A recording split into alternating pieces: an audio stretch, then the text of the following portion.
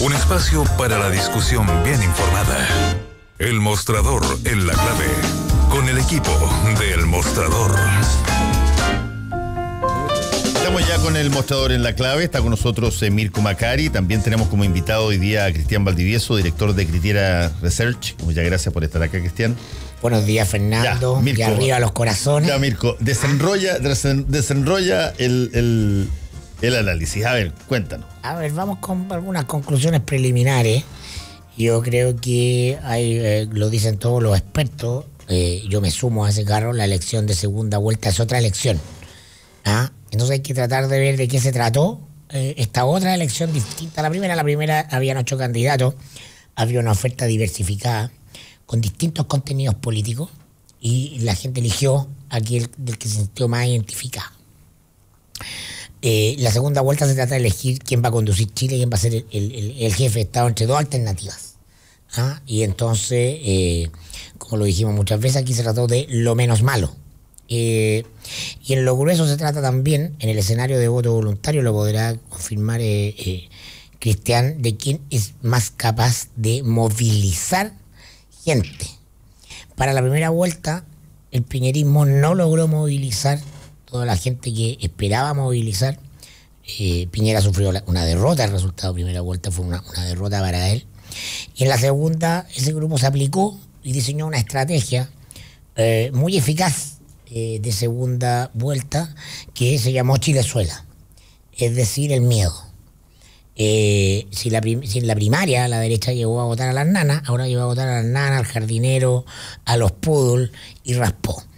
Esa la derecha tradicional, pero además está la derecha social, los que no saben que son derechas, ¿no? Lo que se conoce comúnmente en redes como el facho pobre, ¿no? La instancia movilizadora de todo ese segmento, que incluso desmintió todo el análisis de que iba a votar menos gente, fue más gente a votar. El miedo es muy poderoso, lo has comentado tú acá, tiene bibliografía al respecto y es decisivo para explicarnos ciertas conductas psicosociales, como las que son las electorales. Y al frente, quien debía movilizar el otro sentimiento negativo, que era el antipiñerismo, no fue capaz de hacerlo. Tal como lo dijimos acá, Guillé es una anécdota, es una circunstancia, es un personaje que no es nada, en definitiva, desde el punto de vista político, fue profundamente indefinido en esta segunda vuelta. Dijo cosas de las que después se desdijo, porque no estaba identificado con ellas, ni era el mejor para llevar no tenía el carisma para tocar el bombo de la barra antipiñerista y ser capaz de movilizarla. De hecho, Pepe Mujica, que es el gran rockstar, el gran acierto de la campaña de Guillé, nunca lo menciona a él en el acto final. Y entonces, al final del día, en esta elección negativa, donde tú eliges lo menos malo, en Soledad Laguna también opera un asunto, finalmente, a mi juicio, de eficacia. Es decir, ya, ¿a quién le voy a pasar el aparato del Estado entre estos dos? Porque esta cosa es la cosa del voto responsable.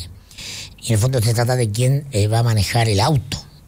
Y entonces, pero, a ver, déjame plantear Piñera sabe manejar el taxi, por así decirlo, aunque tenga el taxímetro arreglado, pero Alejandro Guillé, a vista de cualquier buen observador, muy probablemente ni siquiera sabe pasar primera.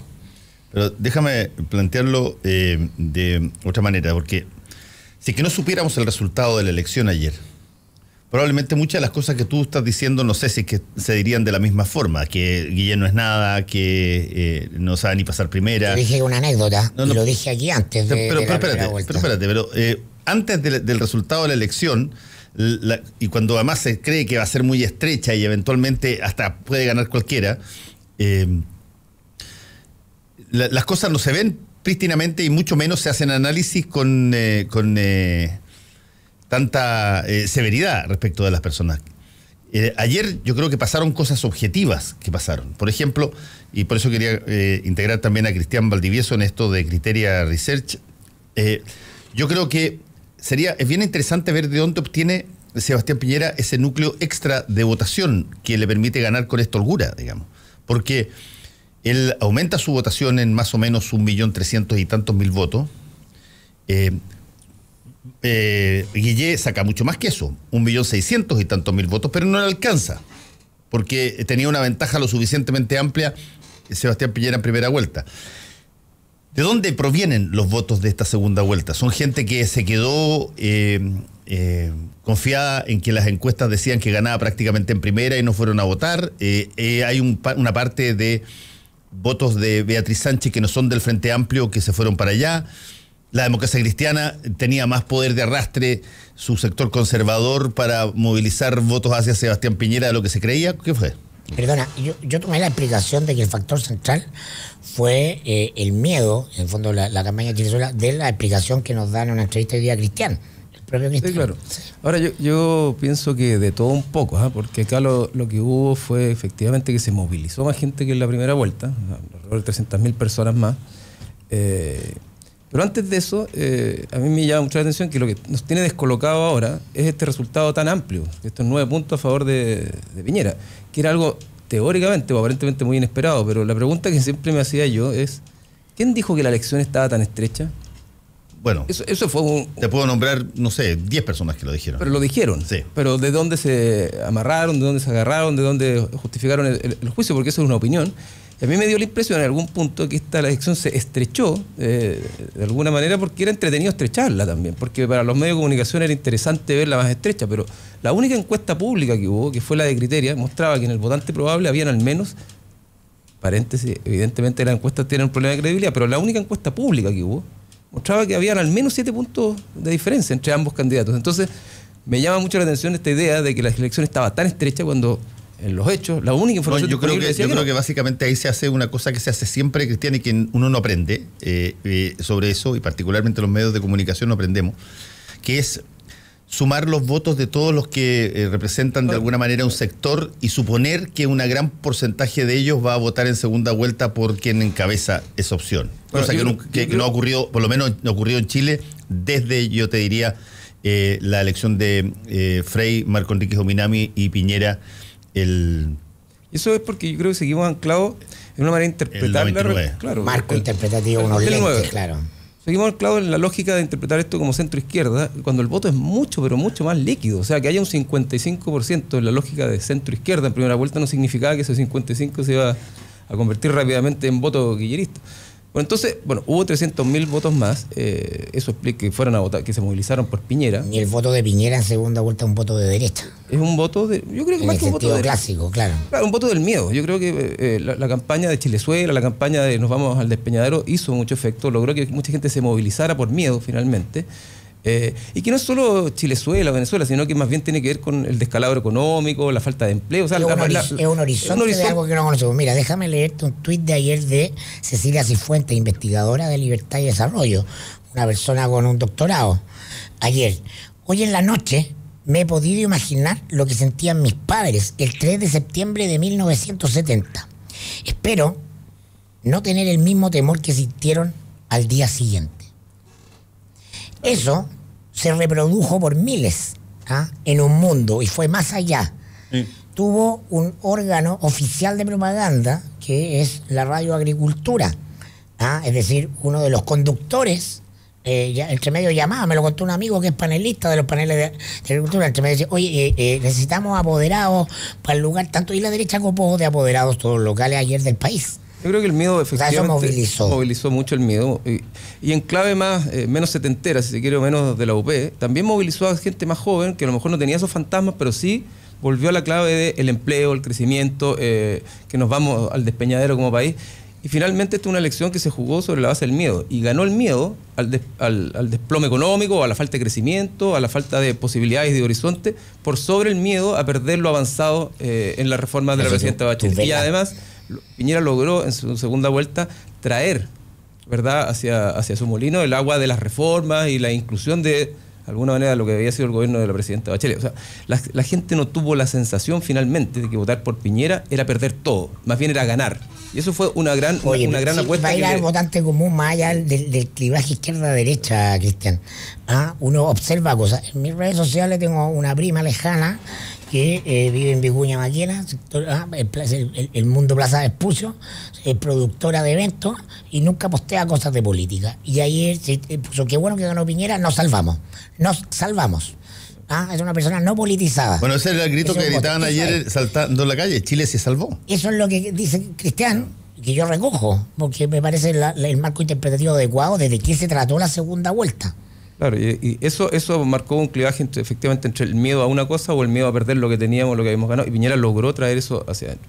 Además, varias gente del Frente Amplio terminó votando probablemente por Piñera. Eso es un dato. O sea, no es gente del Frente Amplio, gente que votó por Beatriz Sánchez en primera vuelta por la figura de Beatriz Sánchez, por lo que ella representaba. Que no votó por el Frente Amplio parlamentario. Necesariamente, y que terminó votando, o no votando, o votando por Piñera. O si no, nos explica la cantidad de votos que tuvo Piñera, porque el alza de Piñera no se explica solamente los 300.000 votos de personas extra que fueron a votar, ni de los votos de José Antonio Cosas. O sea, sacó de otra parte.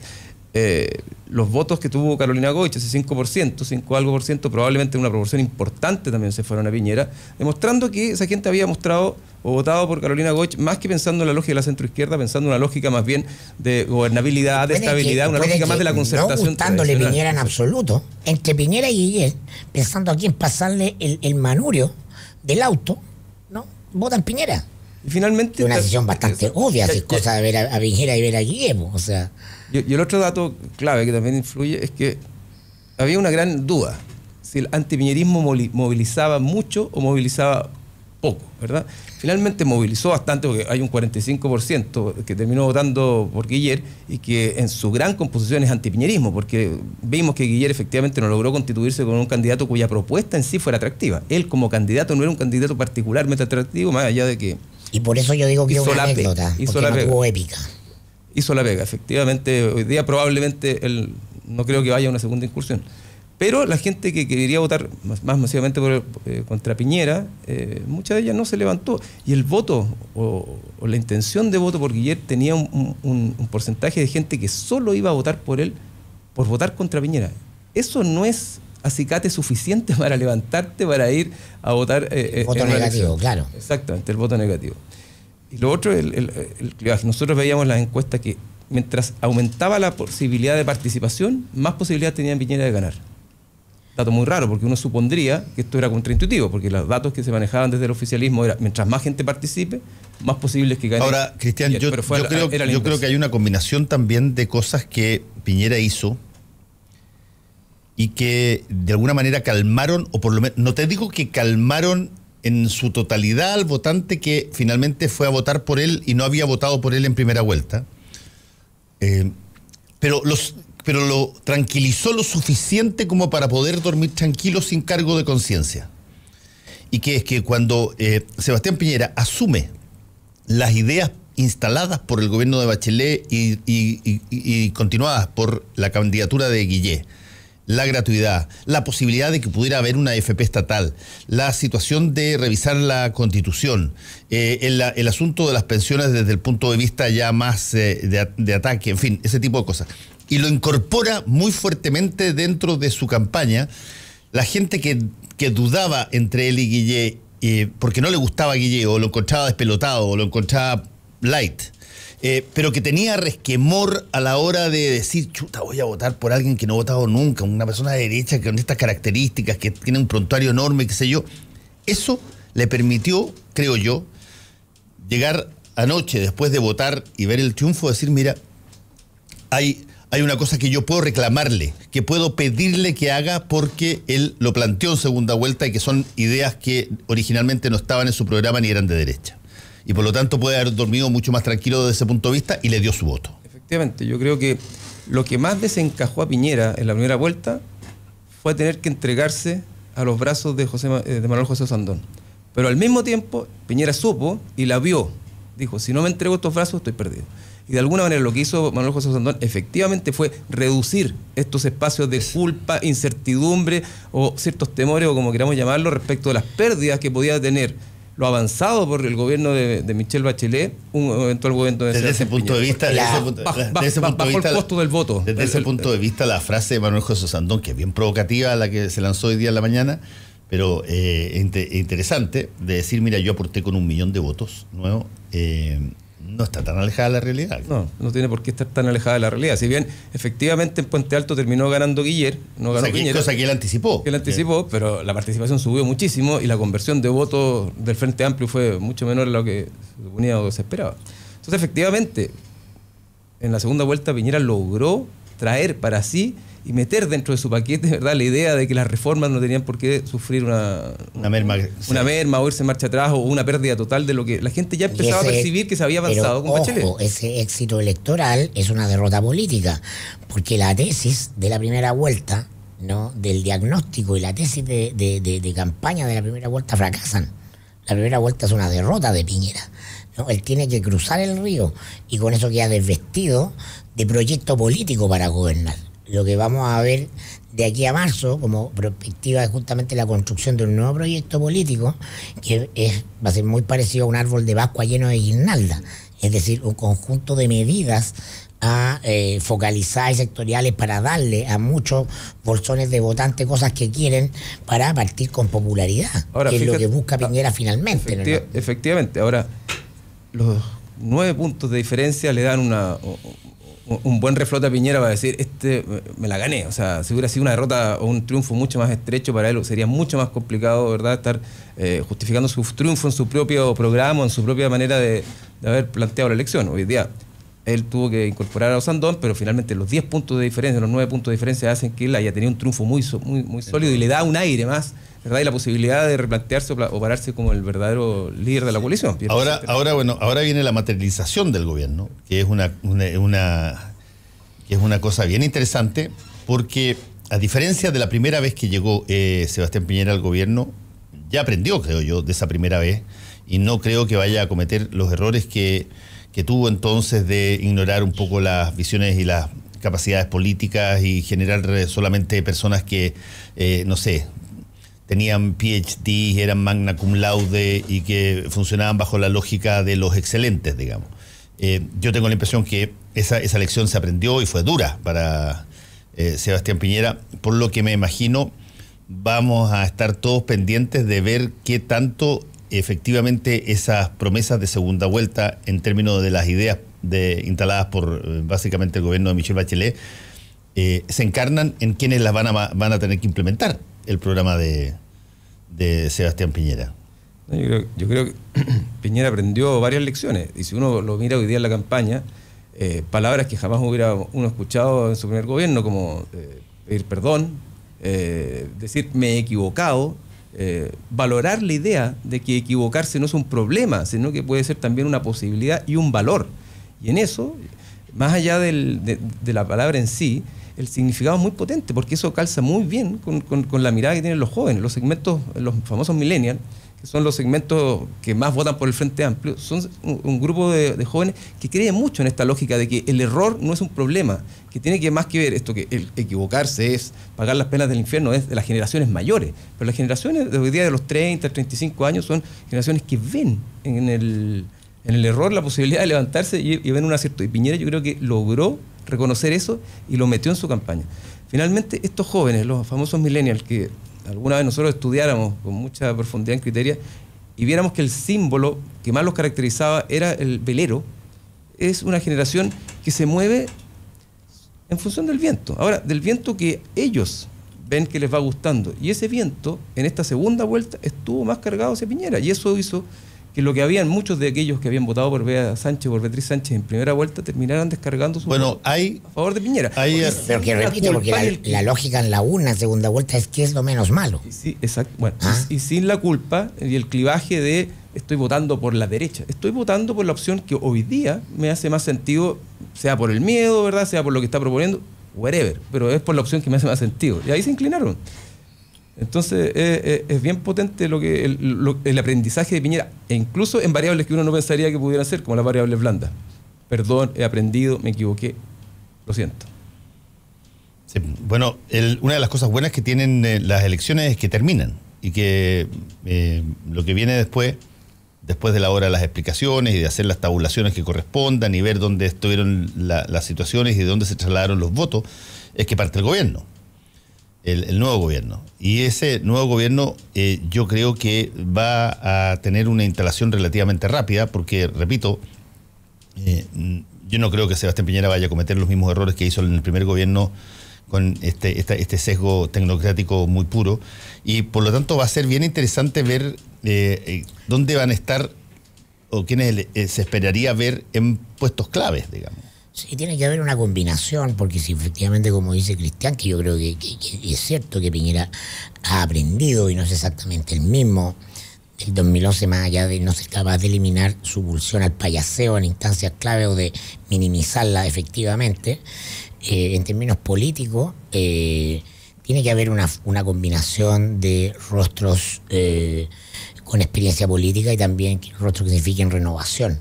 Es decir, la clave de conformación del gabinete tiene que ser muy distinta a la del gabinete de excelencia, como decías tú, Fernando. Tiene que haber señales para la juventud. Y ahí tiene que, claro, tienen que haber rostros que sean capaces de capturar a estos votantes desde el minuto 1.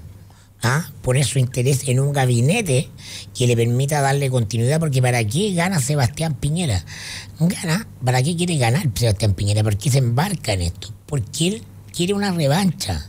Entiende que su primer gobierno fue un fracaso, ¿no? Y él se desespera ante la idea de no poder haber hecho las cosas como él hubiera esperado, hubiera querido. Es decir, no lograr la estatua en el panteón de los próceres de la historia. Entonces, el objetivo para eso es pasarle, como se mide esto, es pasarle la banda a alguien de su propio sector.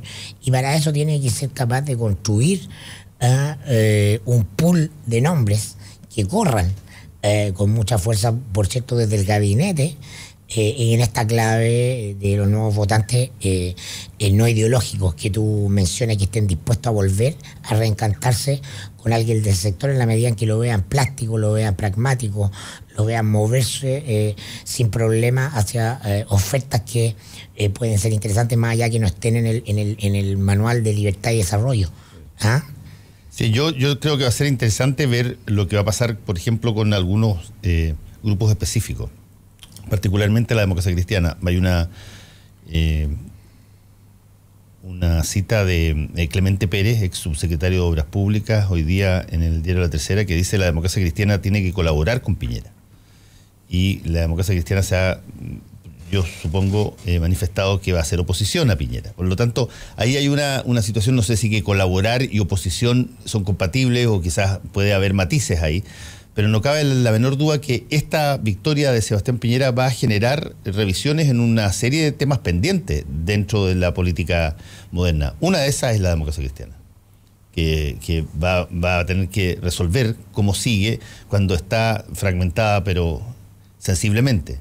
La otra situación va a tener que ver con qué pasa con algunas figuras que emergieron durante las 3 últimas elecciones y que hoy día no se sabe qué pasa, como Marco Enrique Jominami. Desaparece Marco Enrique y su partido progresista deja de tener relevancia en el firmamento político.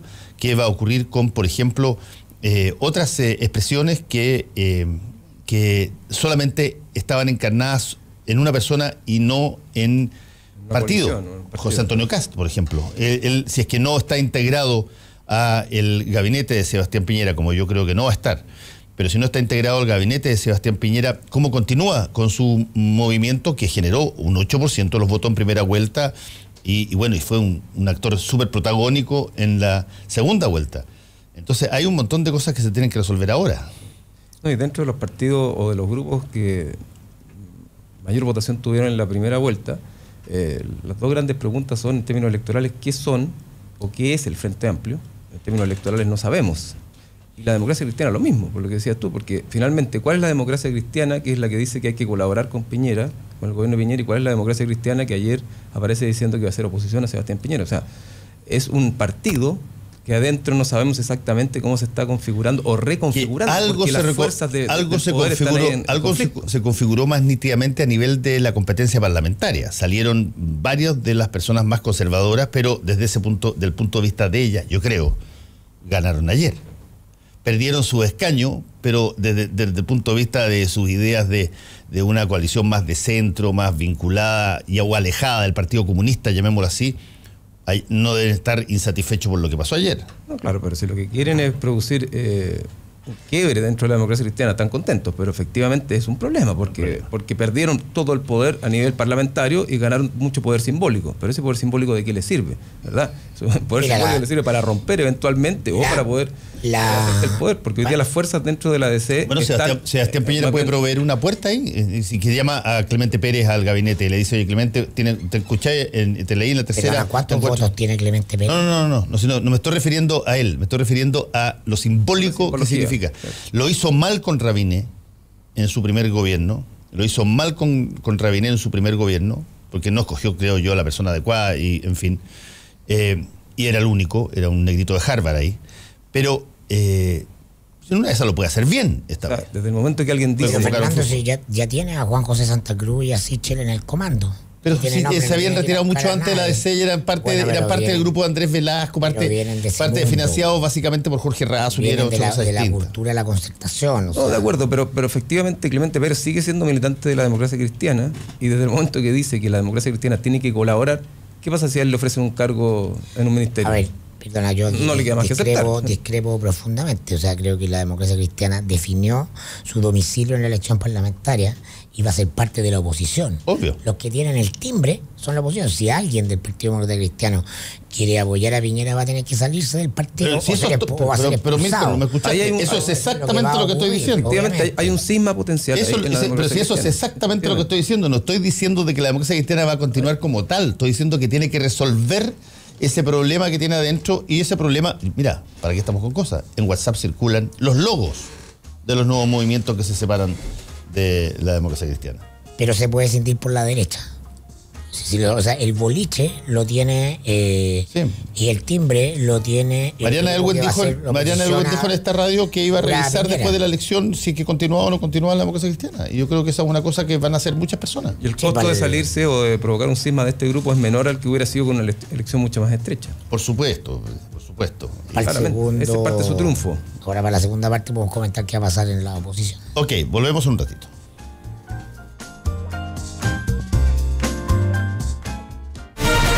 De lunes a viernes de 7 a 8 de la mañana. Todo lo que hay que saber para empezar bien informado la jornada.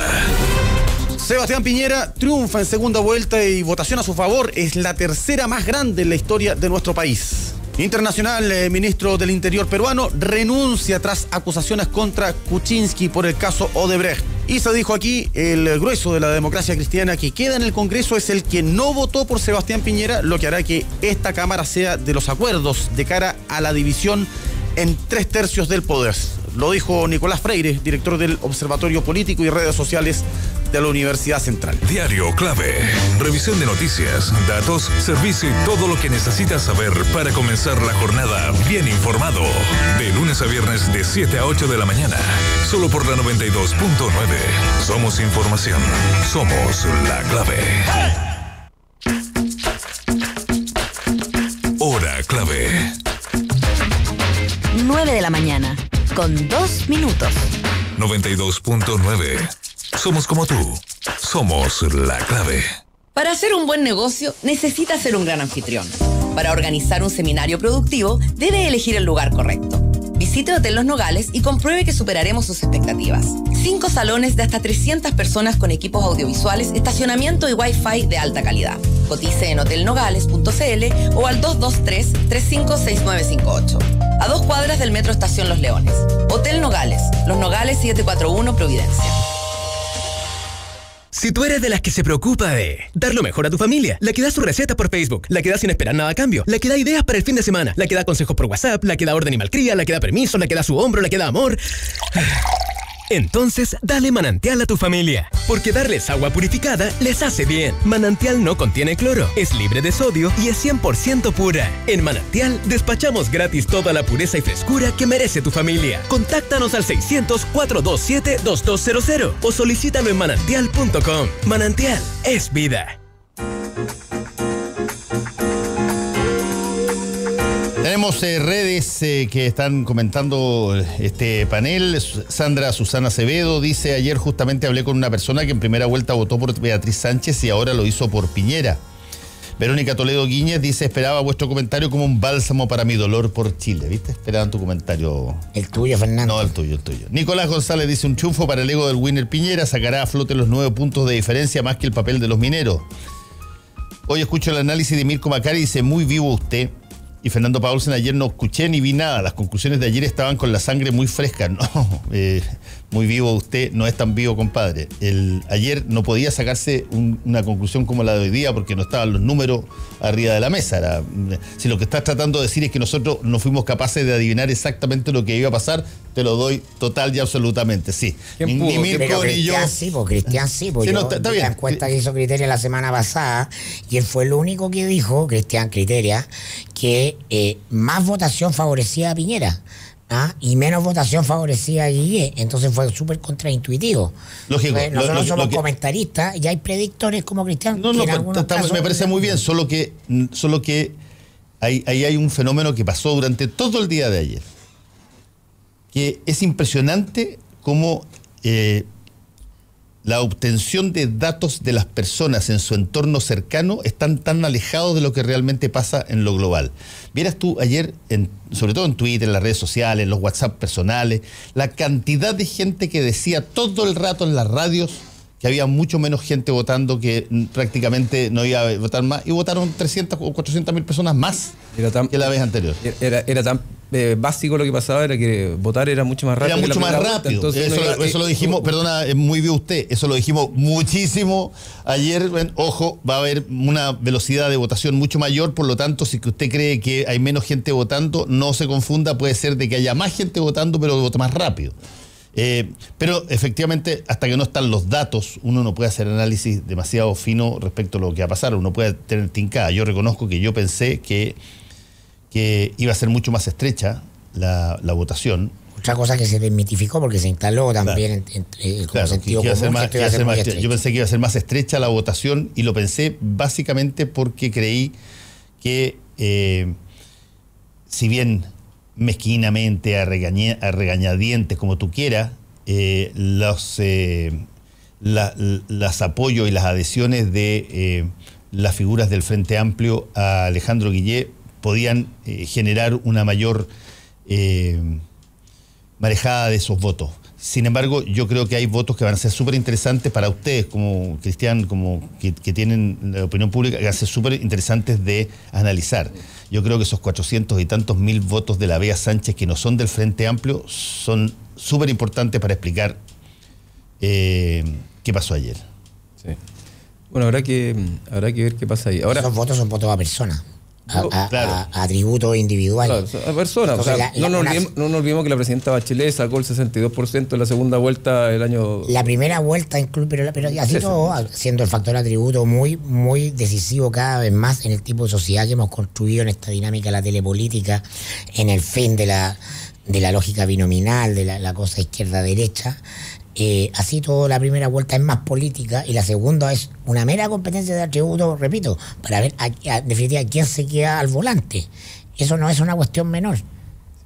Sí, y lo otro es que efectivamente yo pensé que la elección podía ser estrecha contraintuitivamente si votaba poca gente. ¿Por qué iba a pasar eso? Porque si votaba poca gente se iba a movilizar la gente más politizada, ¿verdad? Aquella gente que tiene una idea clara respecto de por quién iba a votar y por quién no iba a votar. En esos escenarios, si votaba menos del 40%, donde votaba el Chile más politizado, el Chile que tenía la lógica, ¿verdad?, el piñerismo, el antipiñerismo, la lógica de la izquierda contra la derecha, iba a ser mucho más estrecha. Pero nada hacía pensar que si votaba más gente, ¿verdad?, esto podía ser mucho más holgado. ¿Por qué? Porque la mayoría de la ciudadanía, y lo hemos comentado tantas veces, no está en la lógica del clivaje izquierda-derecha, no está en la lógica de la hiperpolitización. Entonces, en la medida que crecía la participación, crecía también la ciudadanía más desplegada, no politizada, la ciudadanía del sentido común, ¿verdad? Y eso hacía que la elección fuera incluso más holgada.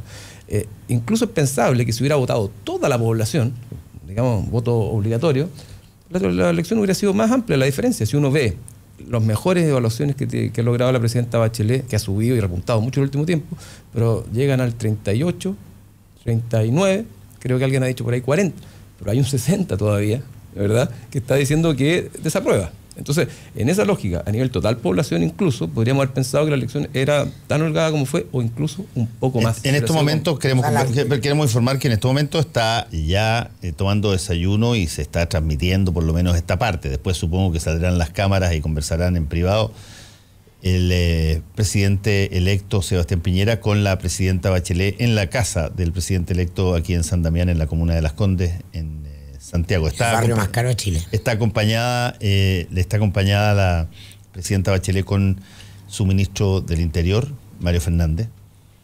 Hacía tiempo que no aparecía. ¿Tú conoces la casa Piñera? Sí. Es impresionante. Bueno, pero hay casas como esa, hay montones. Bueno, no sé, en cuanto a la gente que quizás no todos han estado en ese tipo de casas, es una tremenda mansión.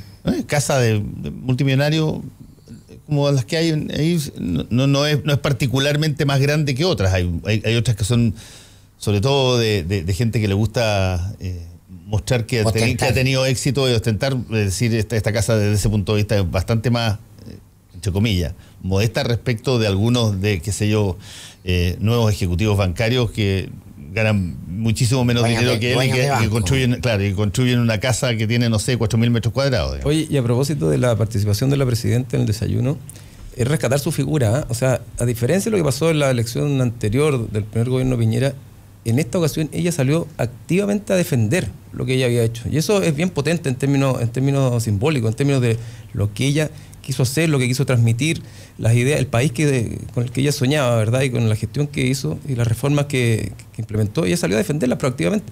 En su primer gobierno, ella más que salir ella a defender o a apoyar a Eduardo Frei, lo que hizo fue sacar a varios ministros, váyanse ustedes al comando de Frei y ayúdenle ustedes a ver cómo hacemos que Frei le gane a Piñera. En esta elección ella no sacó ningún ministro y fue más bien ella la que puso el pecho a las balas y dijo, bueno, yo me la voy a jugar. Yo fíjate que, Cristian, creo que estamos llegando al fin de una ficción hipócrita en materia política y que creo que no necesita demasiadas hechos para explicarse, que es esta idea de que los gobiernos tienen que ser una especie de ente neutral en la competencia. No hay ningún gobierno en el mundo que se mantenga neutral frente a una competencia cuando se está juzgando, entre otras cosas, la labor de ese gobierno y hay candidatos de continuidad. Sebastián Piñera tuvo una cantidad gigantesca de acusaciones de intervención en favor de Evelyn Matei y antes de Pablo Longueira y antes de Lawrence Goldborn durante su gobierno, y yo me acuerdo que aquí hice una editorial defendiendo que tenía todo el derecho a siempre y cuando no generara recursos públicos, no hiciera inversiones fraudulentas. Pero es lo más lógico, si son las ideas, se está juzgando al gobierno. ¿Y cómo no va a defenderse, cómo no va a salir en favor de la continuidad de sus cosas? En otros países se permite que incluso generen eventos de levantamiento de fondos para el candidato. Pero si Piñera hizo su campaña, cuando digo hizo su campaña, desde marzo del 2014, demoliendo al gobierno, demoliéndolo. Siendo minoría, la oposición de derecha fue muy violenta respecto de Bachelet y de las reformas del gobierno. Ahora, la más violenta y más fuerte y más eficaz fue la agenda que construye los medios de la derecha, que se generan un cerco comunicacional, y hay todos los marcos interpretativos que dominan la elección de primera vuelta, que se demostraron relativos, para no decir 100% falsos, pero muy relativizables en el fondo. Entonces, ¿qué hay que esperar? Muy probablemente vamos a tener una oposición durísima, porque en algo la derecha mostró el camino. La manera de volver al gobierno es haciendo oposiciones durísimas.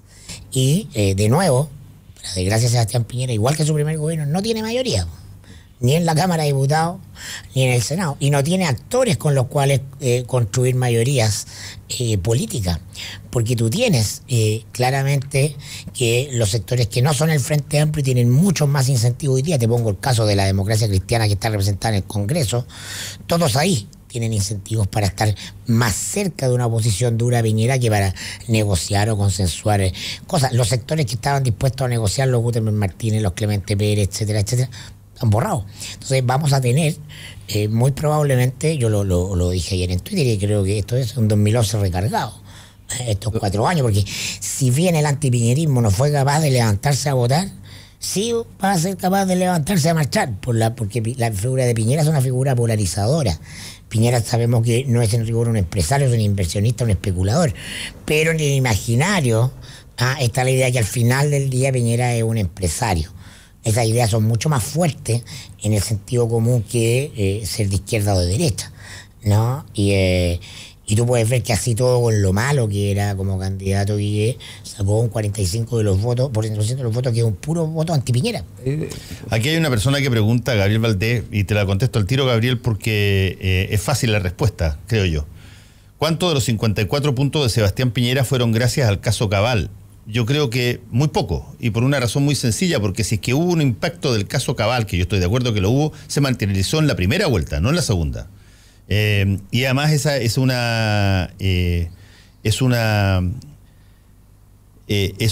voto contra la figura básicamente del gobierno y de Michelle Bachelet, más que de la continuidad de Guillé. Yo creo que de lo interesante de poder averiguar es cuánto de, para usar la misma clave de Gabriel Valdés, cuánto de los errores de Piñera y los errores de Guillé en la segunda vuelta son achacables a estos 54 puntos. Yo creo que, fíjate que uno de los grandes, visto después, ¿verdad?, de los errores o dicho de otra manera, ¿dónde se jugó más bien la segunda vuelta? Creo que en cómo se lograba sintonizar bien con las expectativas y las demandas de la clase media. Y yo creo que finalmente la campaña de Guiller erró en eso. La primera medición que hicimos nosotros, la que se pudo publicar, mostraba que había una brecha no tan grande entre la candidatura de uno y otro respecto de su sensibilidad y capacidad de entender los temas de la clase media. La segunda medición, la que aludía a Mirko, la que no pudimos publicar porque había impedimento legal del CERVEL, mostró que esa brecha se había ampliado en favor de Sebastián Piñera.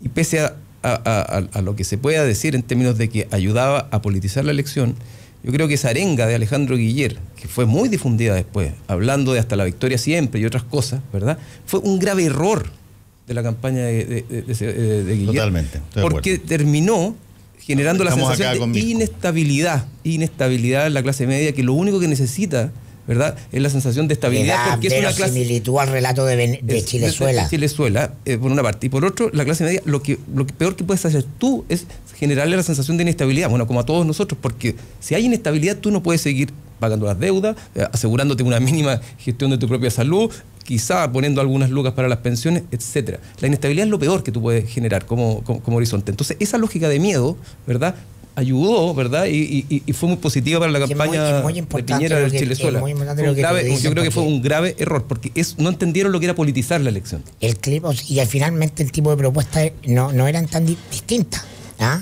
Entre para administrar el modelo y colgarle un par de luces al árbol de Pascua, la gente eligió el original y no la copia.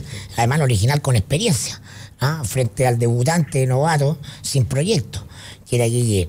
Y entonces yo quiero descartar también, a propósito de lo que tú dices, una cosa que se instala, que Piñera es moderación y ayer ganó la gente moderada. No. Cuando se gana sobre una campaña de terror, lo que tú tienes instalado subyacente es un clima de crispación, ¿no? Finalmente fue muy eficaz la campaña de Piñera en general, ese microclima de pánico y terror en el electorado, que se movilizó muy decisivamente para impedir algo que era algo desconocido y no nuevo. Y los imaginarios de Chilezuela han sido muy exitosos en ese sentido. Y finalmente sí funcionan los fake news, sí funcionan las campañas del terror, sí funciona la dinámica Trump también en Chile, de alguna manera. Y eso yo pienso que está bastante estudiado, porque además tiene asidero en el día a día y en el cotidiano de la gente. O sea, la cantidad de venezolanos que hay hoy día en Chile, ¿verdad?, están en Chile no precisamente porque estén muy contentos con lo que pasa en Venezuela. Y ellos comentan lo que sucede y la gente se hace una opinión a través de esa experiencia venezolana. Entonces, eso tiene un arraigo ciudadano mucho mayor al que uno pensaría. La cantidad de notas en los noticieros de televisión que habitualmente no pescan las noticias internacionales, Venezuela debe estar como tema 3 de toda la cobertura de noticieros. Exactamente. Y eso después tiene una bajada local donde hay muchos venezolanos y venezolanas en Chile que conversan y conviven cotidianamente. Te permite un relato eficaz de miedo. Y le dan sus tratos. Bueno, mira, toda esta gente que se ha venido para acá y ellos sí dicen, la mayoría de los venezolanos residentes acá hablaban de que por favor que gane Piñera, para que a Chile no le pase lo que está pasando en Venezuela. Sí. Y ellos están acá de alguna manera exiliados. No, sí, es bien interesante el fenómeno del miedo. A mí, reconozco que tengo una particular, no Lakoff. Lakoff es el que establece otra cosa, que establece que quien gana la batalla política es quien instala los frames sobre los cuales se discute, digamos, los temas sobre los cuales, en ese caso, te puedo decir al tiro, que no ganó Piñera, al tiro. O sea, cuando Piñera tiene que aceptar la gratuidad, aceptar una AFP estatal, aceptar que hay que hacer cambios fuertes a las AFP y aceptar de que hay que revisar la Constitución, que gana es básicamente el gobierno Bachelet, que se le dé o no se le dé la pleitesía hoy día, da lo mismo, pero esos frames son instalados por ella. Ella, mucho más que la coalición de ella. Mucho más que la coalición. Y por lo tanto, eso va a salir. No, me recordaba el final de una película excepcional que hubo hace un tiempo que se llamaba Las bicicletas son para el verano. No sé si tú recuerdas que es sobre la Guerra Civil Española. Y viene la última escena, se la puede hacer el spoiler completo, pero viene la última escena y va caminando el papá con los hijos y la mamá de esta familia que había sufrido todos los embates de la Guerra Civil y que habían padecido todo y viene ya la victoria, o sea, viene el fin de la Guerra Civil, se instala Franco, y van caminando, y la hija le dice al papá, le dice, pero papá, ¿por qué te echaron del trabajo ahora de nuevo? Y a ti, mamá, ¿por qué no te aceptan acá allá? Así que todo el tiempo durante la guerra dijeron que una vez que se acabara la guerra, vendría la paz. Y entonces el papá dice, porque a veces después de la guerra no viene la paz, lo que viene es la victoria. Y la victoria es muy dura. Cobra venganza, pasa cuenta, la victoria te puede hacer un montón de cosas. Aquí, afortunadamente, no hay una situación, creo yo, como esa, porque efectivamente en esta segunda vuelta, Sebastián Piñera, para ganar, no solamente por sus propias capacidades de campaña, tuvo que asumir muchos de los temas del otro bando. Y por lo tanto va a ser juzgado también con qué tanto avanza en ese tipo de cosas. Y vas a tener, y tiene referentes que permiten chequearse mutuamente respecto de eso. Manuel José Sandoni la gratuidad la va a chequear todo el tiempo. José Antonio Cast va a tratar de meter la variable, si tú quieres, más aguda de la derecha, y Felipe Cast, con esta mirada un poco más liberal de Bópoli, también va a jugar un papel hacia el centro. Claro, hacia el centro, por lo tanto. Líderes, y por lo tanto Piñera electoralmente ganó, pero políticamente perdió. En la primera vuelta de que se decretó la derrota política del proyecto Piñera. Entonces ahora tiene un Piñera vencedor desde el punto de vista electoral, pero con 3 liderazgos internos que él no se hubiera esperado, eclipsando la figura eclipsando la figura del presidente. Tuvo que redistribuir el poder. El que él esperaba tener después de la primera vuelta clave, era mucho mayor al que tiene hoy día. Es una clave del nuevo tiempo. Entonces, claro. Empieza bastante más desempoderado, pero insisto que los 9 puntos de diferencia le recuperaron el año. Claro, cierta gente tiene la ilusión de que esta votación de Piñera es un tremendo respaldo a la figura y casi un amor por Piñera. Yo te haría la pregunta, si cuánto nos vamos a demorar, con cuánta popularidad va a partir Piñera en marzo en la encuesta y cuánto nos vamos a demorar verlo caer a 20 puntos. Que además es un síntoma de época, PPK, Dixit, ¿ah? Es decir, cuánto duran los éxitos en la política moderna. Sí. Ahora también es... Lian Lai Rocco dice, pero esta situación de entregar la banda presidencial a Piñera nuevamente no es una derrota para Bachelet. Completamente. Sí, es una derrota para Bachelet, es una no derrota personal. Política. Las reformas pasaron el puente. Exactamente. Pero ella no, su proyecto político murió. Ella políticamente probablemente sufrió una derrota, pero las ideas que instaló siguen que vigentes. No son de ella, son las del movimiento estudiantil. No, y son las ideas de lo que podríamos denominar la izquierda. La instalación de los derechos sociales. La instalación de los derechos sociales. Eso llegó para quedarse, claro. Piñera lo va a mantener. El ego le va a doler a la presidenta, por cierto que le va a doler, y va a tener que ver en los libros de historia como quizás, si es que esta cosa sigue a buen término y terminan materializándose muchas de esas cosas, va a tener que buscar el argumento en que, bueno, finalmente las cosas por las cuales uno luchó ganaron, pero pero ella personalmente perdió. Ahora si la presidenta se remonta hace un año atrás, va a decir, el resultado no fue bastante más positivo de lo que ella se hubiera imaginado hace un año atrás. Fue menos paliza de lo que le construyó la derecha comunicacional a ella, como que eran las reformas. La otra pregunta de Cabal que hacía la auditora, claro, o sea, Cabal fue muy importante en su minuto, porque sobre todo al principio del gobierno es el gran pencazo que sufre la popularidad de la presidenta, pero la derecha comunicacional y social tiene la habilidad de traspasar la derrota de Cabal a la derrota de las reformas. Y la primera vuelta demostró que no había tal derrota de las reformas, o por lo menos esa derrota era más bien relativa. Pero sí hay una derrota política de Bachelet profunda, porque ella crea un proyecto político que se llama La Nueva Mayoría, y ese proyecto nace con ella y muere con ella. La Nueva Mayoría acabó, ¿no? Creo que la Nueva Mayoría efectivamente acabó el día que decidió no ir a primaria. Mucho se ha hablado también de Alejandro Guiller y su falta de solidez como candidato, pero esto empezó desde el momento que no hubo primaria. O sea, ¿cómo pretendía la centroizquierda que Alejandro Guiller saliera fortalecido y potenciado como candidato si nunca hubo una primaria, si nunca derrotó ni le ganó a nadie? No le ganó a nadie Alejandro Guiller, excepto de su senaturía, pero en términos de cómo logró imponerse, ¿verdad?, para llegar a ser el candidato de la coalición, él fue por casi un dedazo finalmente. Sí, hay una brutalidad que se saltó. Fue un suicidio total de la Nueva Mayoría desde el momento que ellos deciden no ir a primaria, empezó el declive, ¿verdad?, de la líder política de la coalición, que es la presidenta. Y por eso yo creo que Cabal hizo lo suyo durante mucho tiempo, pero los últimos 2 años, más que Cabal, fue la falta de protagonismo, ¿verdad?, y de presencia del gobierno y particularmente de la presidenta, sí, lo que mantuvo la Vladimir Gallardo pregunta: ¿con Cabal nace y despega el Frente Amplio o me equivoco? Yo tengo la impresión de que el Frente Amplio nace el 2006 con la aparición de estos cabros chicos de secundario. Se incuba. Se genera la gestación el 2006 con los cabros chicos que instalan. Qué cosa, fíjate que uno lo mira para atrás, y yo lo he revisado 2 o 3 veces. Es impresionante cómo en la competencia que lleva a Michelle Bachelet a ganar por primera vez, ni ella ni ninguno de sus contrincantes tenía la educación como un tema relevante. Nada. No había nada en pauta en términos de relevancia. Cero, no tenía nada. Y eso lo levantan este grupo de cabros de secundario, que posteriormente en el 2011 ya son universitarios y que continúan con el movimiento que genera posteriormente el 2011 genera un marco ideológico. Exactamente. ¿No? Que permite, el antecedente del Frente Amplio. Una tercera fuerza impugnadora de las dos. Cabal es el 2014. Cabal no tiene nada que ver con la corrupción del Frente Amplio. El Frente Amplio es hijo de los temas vinculados a la educación, incluso durante este gobierno. Y al lucro. A la educación, al lucro y todo lo que ellos postularon. Ellos parten con la educación, que la educación y el lucro eran lo mismo, porque acuérdate que el grito de ellos era esta educación gratuita y de calidad que implicaba pedir que la ley se respetara ahí donde decía que las universidades no podían lucrar.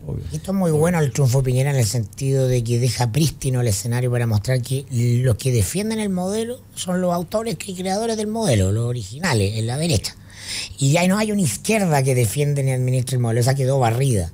Por lo tanto, la pega de la izquierda es la de la construcción de un nuevo proyecto político que implique otra forma de entender la relación sociedad, colectivo, individuo. Efectivamente, eso es lo que hacía que Alejandro Guiller tuviera poco que expresar, pocas ideas que proponer, claro, o poner en discusión, porque no hay un proyecto colectivo de la centroizquierda, más allá de las reformas propuestas por el gobierno. Es un proyecto absolutamente vacío. Y el mundo del centro y de la izquierda, ese mundo de la centroizquierda, que es mayoría parlamentaria, tiene la opción de hacer el camino de verdad político, que es que no hizo durante la oposición a Piñera, porque durante la oposición a Piñera estaba Bachelet comprando la encuesta y todos se pusieron debajo de la falda de ella, y dijo: da lo mismo, aquí nos ordenamos y volvemos al gobierno, porque lo importante es ganar el gobierno.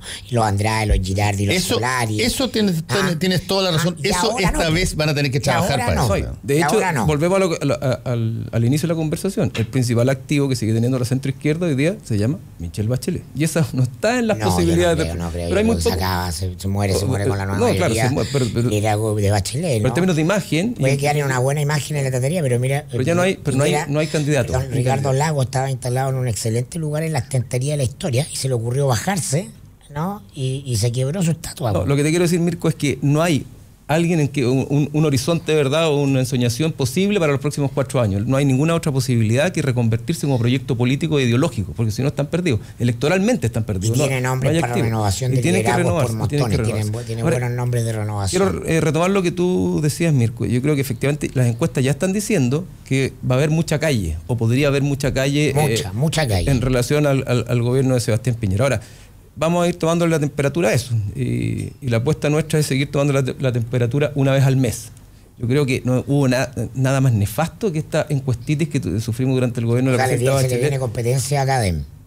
Pero una vez al mes. Yo creo que es lo más nefasto para la política, para la conducción del gobierno, para todo lo que tú puedas, para los climas de opinión que se generan, esta idea de estar haciendo encuestas semanales, que además no dicen nada, pero generan unos climas de opinión muy importantes, porque son tan puntuales, que varían de un día para otro, por lo tanto uno no puede construir una idea, ¿verdad?, una interpretación más bien de largo plazo respecto a lo que está pasando. Vamos a seguir midiendo, efectivamente, tomándole el pulso al gobierno, ¿verdad?, y a la oposición ahora, pero mensualmente. Nosotros no vamos a entrar en el juego de estas encuestas semanales, que creo que son muy nefastas para el gobierno, para la oposición y para el clima, porque finalmente se vuelven en una droga semanal donde los medios de comunicación inevitablemente están esperando consumirla, ¿verdad? E inevitablemente se van enfermando de tanto ciegamente, ciegamente, porque podrían porque la podrían consumir con un poquitito, creo yo, y lo hemos dicho varias veces en este programa, la podrían consumir porque de hecho pueden evaluarla, pero la podrían consumir con un poquitito más de ojo atento.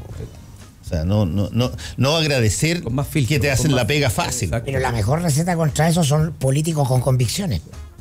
En la medida que los políticos se mueven con el viento de las encuestas, bueno, vamos a ver, no creen ni lideran, no tienen apuestas personales que está muy entretenida la cosa. Ocurre este fenómeno. Exactamente. Agradecemos a Cristian Valdivieso de Criteria Research y también a Mirko Macari por estar aquí con nosotros en Gracias, Combinación. Fernando. Volvemos. Arriba los corazones. Actualidad con ojo crítico, información desde distintos puntos de vista y discusión bien informada. Fue El Mostrador en la Clave, con el equipo de El Mostrador y Combinación Clave. Historias interesantes, inconfundible estilo. Pensar es una actividad fundamental. Pensar también es entender. Pensar nos permite tomar mejores decisiones, nos hace, por de pronto, más inteligentes. Y por eso, pensar es clave. De lunes a viernes de 19 a 20 horas por la 92.9. Federico Sánchez te invita a Pensar es clave. Somos cultura. Somos la clave. En el corazón de Providencia y a pasos del metro, Hotel Nogales and Convention Center. Un servicio de primer nivel con estacionamiento, Wi-Fi y desayuno incluido. En Hotel Nogales ponemos a su disposición nuestro centro de eventos con salones con capacidad hasta 400 personas. Reserve su estadía en hotelnogales.cl o a nuestro teléfono 223-356958. Hotelnogales.cl. Lo hacemos simple para usted. En Instituto Profesional Vertical formamos a los especialistas del turismo que Chile necesita. Estudia ingeniería en administración de empresas turísticas en la naturaleza en una institución especializada en el área. Contamos con equipamiento técnico de primer nivel, además de docentes certificados y de gran experiencia. Vinculación con la especialidad a través de pasantías desde el primer año de estudios. Conoce más en institutovertical.cl o visítanos en Avenida Ejército 27, a pasos del Metro Los Héroes. Instituto Profesional Vertical, admisión 2018, profesionales de la naturaleza. Casa Mía, residencia privada, ubicada en el sector estratégico de Providencia. Ofrece departamentos especialmente diseñados para la comodidad y relajo de nuestros adultos mayores. Somos una real alternativa de residencia, con claro énfasis en el bienestar y fomento de la salud. Contamos con un servicio integral y nos preocupamos de crear un entorno familiar, cálido y de respeto a los gustos, hábitos y valores de nuestros adultos mayores y sus familias. Para más información, ingresa a www.residenciacasamia.cl. Casa Mía, se viene a vivir. Casi fin de año con la bodega llena. Tranquilo, en Barter Canjeamos tu inventario y a cambio te entregamos una solución garantizada. Acá intercambiamos tu stock sobre stock, productos o servicios por los mejores medios publicitarios para tu empresa. Simple, somos barter, somos medios, somos canje y es tiempo de intercambio. Llámanos al 22-750-5000 o visítanos en www.barter.cl. Ahí va más lento. 22-750-5000. ¿Quieres escuchar buena música, entrevistas entretenidas y estar siempre enterado de los mejores panoramas? Bueno, entonces te invito a que me acompañes todos los días a las 9 de la noche en Viva Chile,